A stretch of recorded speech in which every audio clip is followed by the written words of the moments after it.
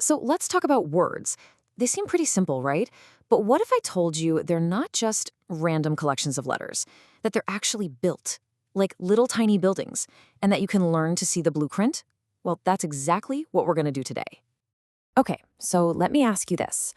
What if you could understand thousands of new words just by learning a few simple patterns? I know, it sounds kind of like a magic trick, right? But it's not. It is the real power you get when you understand how words are put together. And this is the big idea for today. I want you to think of words as buildings, right? The main part of the word, what we call the root word, that's your foundation. And you're the architect. You get to add on new parts, change the whole design, all with just a few small pieces. So if you're going to be an architect, you need a toolkit, right? Let's start with the first tool we're going to pull out, the prefix. Think of these as the additions you put right on the front of your building. So what is a prefix exactly? It's really simple. It's just a little group of letters that you stick on the beginning of a word. And its one and only job is to change what that word means. Super simple, but super powerful. This is step one to becoming a word architect. And you know what the best part is? The rules are so simple. Seriously. Rule 1, they always go before the root word. Rule 2, the spelling of that root word, it pretty much never changes. And rule 3, the meaning of the new word always changes. That's it. It's that easy. Okay, let's look at some real examples, because this is where it all clicks. So you take a foundation word like happy, slap un on the front, and boom, unhappy. You've totally flipped the meaning. Or take right, add re to the beginning, and now you're going to rewrite it. You're going to write it again.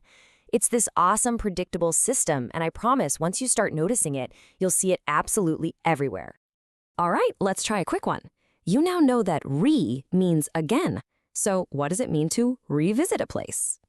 Yeah, exactly, to visit it again. See, you've already got this. You're thinking like a word architect. Okay, tool number 1 down. Let's grab the next one from our toolkit. If a prefix is like building a front porch onto your word building, then a suffix is kind of like adding a whole new wing on the back. It can totally change the function of the entire building. So a suffix is a group of letters you add to the end of a word. But here's where it gets really interesting. A suffix can do more than just tweak the meaning. It can change the word's entire job in a sentence. It can turn a verb, an action word, into a noun, a thing. That's a huge deal. Just look at this table. You start with the word kind. That's an adjective, right?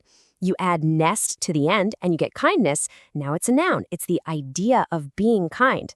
Or teach. That's a verb. Add and you get teacher, the person who does the teaching. You see that? It's a total transformation of the word's purpose. How cool is that? Okay, but one little heads up here. With suffixes, there's a small catch. Unlike prefixes, which are super neat and tidy, adding a suffix can sometimes mess with the spelling of the root word just a little bit. But don't worry, it's not random. There are basically just 3 key rules you need to know. For a word ending in E, like right, you usually drop the E before adding something like ing. For a short word like run, you double that last letter to make running. And for words ending in Y, like happy, you change that Y to an I to get happiness. Once you've got those down, you're pretty much good to go. All right, we've got our 2 main tools, prefixes and suffixes. Let's put the architect's blueprint on the table and look at them side by side. See how they really stack up. So let's really nail this down. A prefix goes at the beginning and it changes the meaning.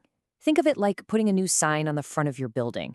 A suffix goes at the end and it can change the meaning or the word's entire job. That's not just a new sign. That's like turning a house into a library. It's a whole different function. And this is the perfect way to see it in action. Look at unhappy versus happiness. They both have the same foundation, happy. But stick unhappy at the beginning and you get unhappy, an adjective. It describes a state. Stick ness at the end and you get happiness, a noun. It's the name of a concept. That little change in placement makes a world of difference. And just like that, you've got a brand new vocabulary toolkit. Seriously, you now have the power to look at big, long words that might have seemed scary before and actually break them down to see how they're built. So remember what I said at the beginning? You're not just a reader anymore. You are a word architect. You can see the foundation, you can see the additions, and you can understand the blueprint of the language you're using every single day.